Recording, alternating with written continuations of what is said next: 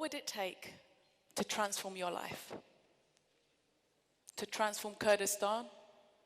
To transform the world?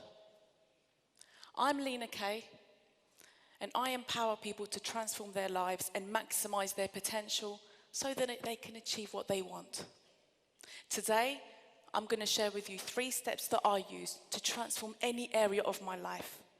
It's what my friends, my family, and clients use to transform their health, relationships, business, finance, and anything else. I will also share with you why it is relevant in Kurdistan today. But first, I want to tell you a story about a little Kurdish boy who's a refugee. Born in Erbil, the doctors told his mother that he had died in her belly and that he will be stillborn. His mother gave birth, the doctor announced him dead and walked out the room. A nurse came in, slapped him a few times, and he started to cry. A few years later, when Saddam was bombing the Kurds with chemical warfare, the little boy's family decided to flee to Europe. They went horseback through mountains, they were smuggled into Iran, and eventually end up in London as refugees of war. He went to school, college, university, and by that time his family were working class and weren't the wealthiest, so he got a part-time job while he was in university, because London is one of the most expensive cities in the world to live in. The company he was working for saw leadership skills in him. They offered him money to leave university. He did. He managed 10 gambling establishments in London, and he'd done that for several years before he moved on to business banking. And again, they saw leadership skills, and they promoted him to be team leader. Everything looked good on the outside, but on the inside, there was a storm brewing. Have you ever put a smile on your face when on the inside there's a storm? Turbulent relationships with his family led him to be thrown out. And he found himself depressed, with a brain tumor, suffering from anxiety, living in a homeless hostel, and highly medicated by doctors. In his mid-20s, he had a breakdown. He went from corporate leadership to living on benefits. He hated his life, he hated his situation. He was in pain, and he wanted change so badly, but things seemed to go from bad to worse. Every time he took a step forward, something happened that took him 2 steps back. He was spiraling into darkness and addiction. Then one day, he discovered a video on YouTube that changed his life forever. It was talking about the power of the mind and how you are not a victim of your circumstances. You are a creator of them. He thought, how could this be? You mean I created my misery? I created my pain? I created my brain tumor? He thought, surely someone would have told me this information. So he'd done some research into science, religion, spirituality. What he found difficult to find was any evidence against this. You see, physics says that reality is created from your perception. Neuroscience says your brain controls your biochemistry. Religion says you are created in the image and likeness of the Creator. And spirituality says that life doesn't happen to you, it happens from you. He liked the idea. He thought, if I created my own hardship, maybe I can uncreate them. Against the advice of the doctors, he decided to come off the medication, and he started to self-heal. What does this mean? It means he was able to create better results in his biochemistry using his mind than the medicated drugs. He got better. He repaired the relationships with his family. He replaced his television with books. and he improved his relationship with money. See, no one told him the most powerful knowledge that helped him change his life. Not the education system, not religion, not the government, and nobody around him. And now he discovered this powerful truth. He wanted to share it with everyone he could. He trained, he coached, and he helped other people to develop who they are so they can achieve what they want. You see, that little boy was statistically destined to lose. Statistically as a refugee, statistically as someone who suffered from depression and countless other illnesses, statistically as someone on the benefit system. But he decided to change his life, and the only way he found out he could do that was by changing the way he thinks. Now, everything in that story is true, except for one factor. The little boy was actually a little girl, and that little girl was me.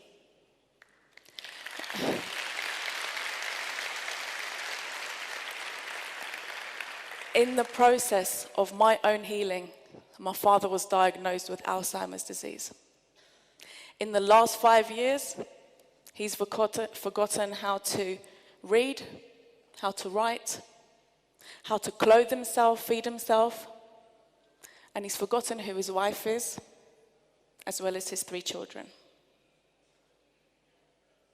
I remember a friend told me years ago, people don't really value their minds until they see someone who has lost theirs. Let me ask you, do you value your mind? Because it's the most powerful asset that you have. In my process of healing and transformation, I use the following 3 steps. And they work for me, they work for my clients. This is where you can get some substance from this talk and you can relate it to your life. I could talk to you for the whole weekend just on step 1, but we don't have that luxury of time. So, step 1 is focus and attention equals creation. Most people, they lose right here on step 1. Step 1 is so important for you to focus on what you want. What is your dream? What's your vision? What's your goal? And stick to it. This is not the time to get practical. People, they think, oh, I'd love to have this, I'd love to do that, but how am I going to do it? Or they talk to someone, and someone talks them out of it. Don't be practical in step 1. This is just about focusing, clarifying what you want. Make sure you write it down. Get very specific on what you want. Because the brain will give you what you want. You see, most people, they focus on their problems, and they get more problems. Why? Because what you focus on, you're directing your energy. So focus on what you want. The second step, okay, your ideas are very, very powerful. Please do cherish them, because ideas change the world. Everything on this planet, besides nature, was once an idea in the mind of a human being.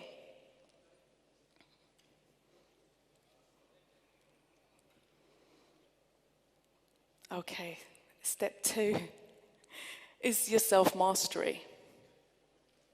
What do you believe about the things that you want? Because you see, life doesn't give you what you want. It gives you what you believe.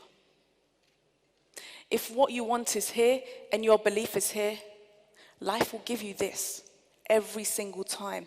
So self-mastery is about knowing, how do you feel? What do you believe? Because you are designed... Okay.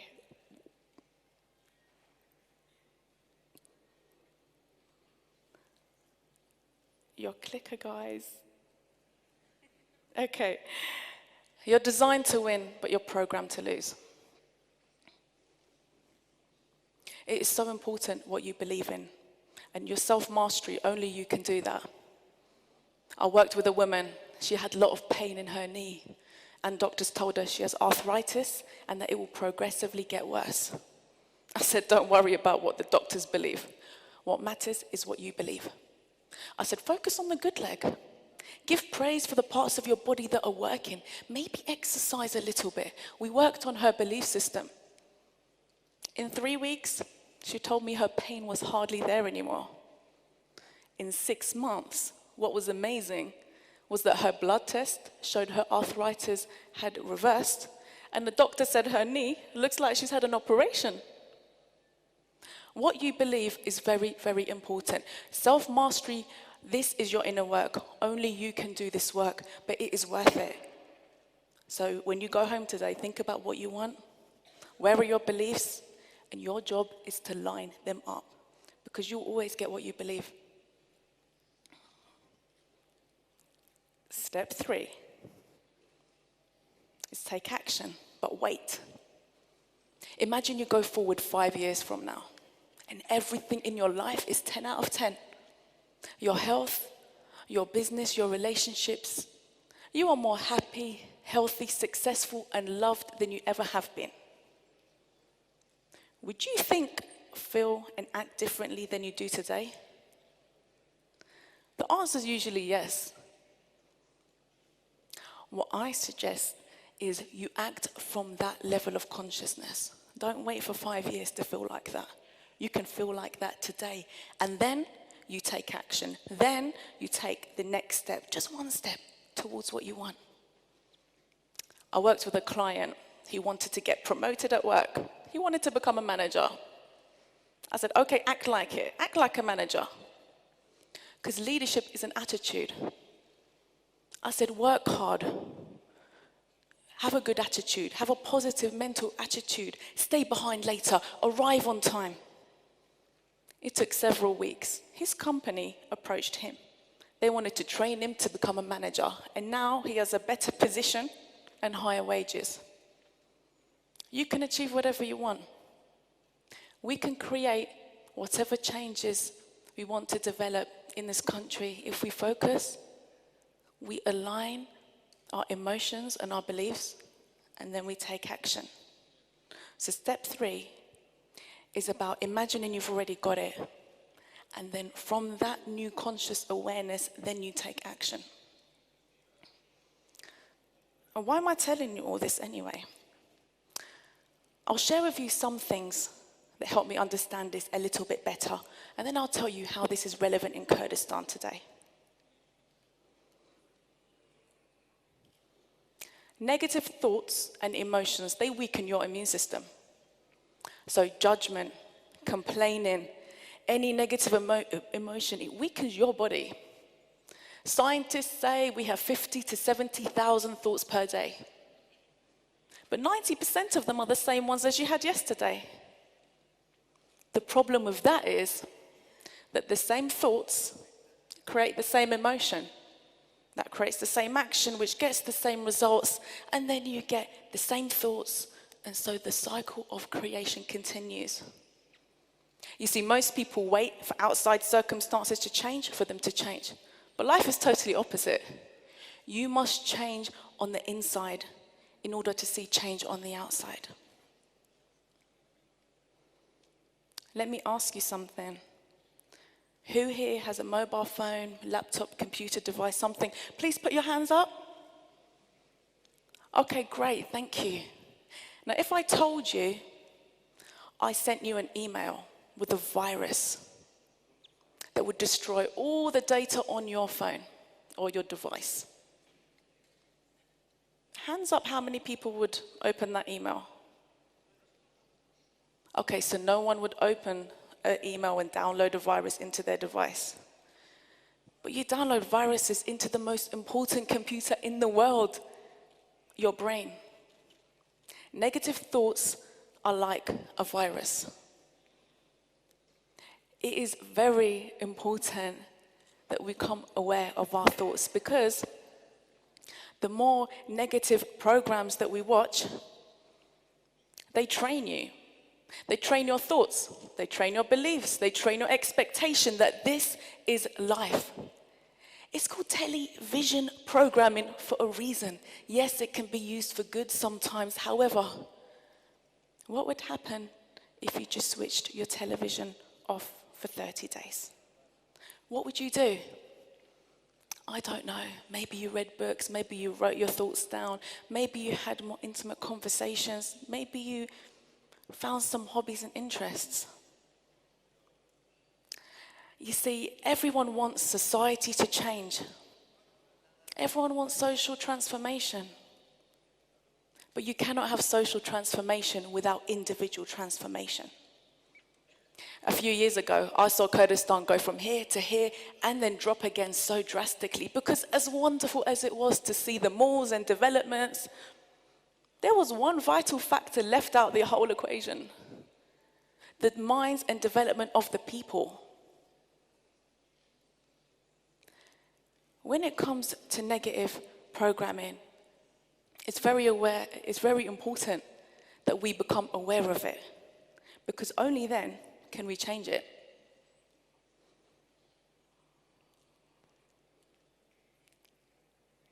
Bear with me, okay. Look, the history of Kurdistan is as rich as the land. You know, from waterfalls and mountains to oil and flowers and pomegranates and natural springs, and the list can go on. We know where Kurdistan has been. We know where Kurdistan is today. But where are we headed? And who gets to decide? What would happen if there was a transformation in the hearts of every man and woman? A revolution of self-transformation and self-development, because self-education is the most important type of education. What would happen? Because is it right that more people know more about celebrities and singers than they know about their own body and their brain? What about that there's more makeup stores in the world than bookstores? You know, I read a shocking statistic that said 90% of women are not happy with the way that they look. So then what is the benefit of a society of young girls, generations that are being trained and programmed to believe it's okay to be a Ferrari with no engine? When will we stop ignoring the fact that young girls are committing suicide in Kurdistan? What about our women, our mothers, our grandparents who are sitting there for hours and hours watching television programs that play with their emotions while making their bodies ill from lack of mobility? What's their option? It's shameful for them to do anything else. You see, we know where Kurdistan has been. But who gets to decide the future? Something has to change for things to change. The world is in two extremes.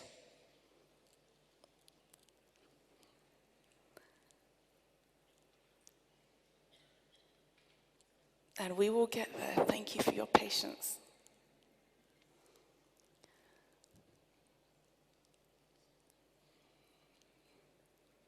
That's why it's good to go first. Thank you.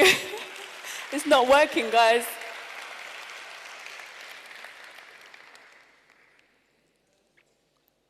We only have 2 slides to go. We can do this, team. Come on. Yes, that's the one. That's the one. Yes.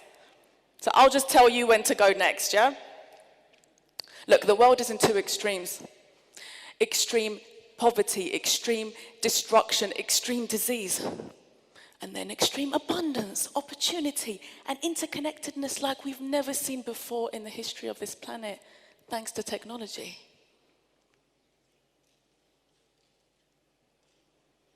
What if the future was a reflection of you? Because you see, I believe we can have profit, but we can still look after the people and look after our beautiful planet.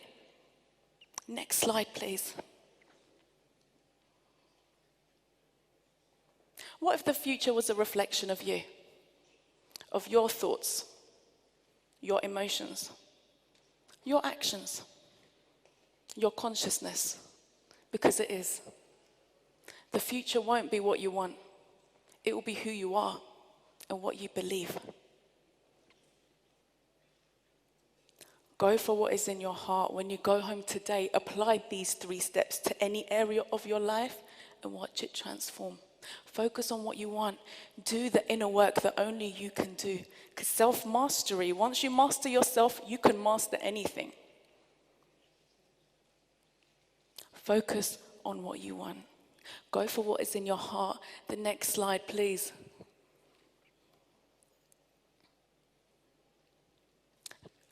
Go for what is in your heart. Believe in yourself. Believe in what you want. And never stop taking action towards it. Together, we are strong. In segregation, when we're divided, we're easy to conquer.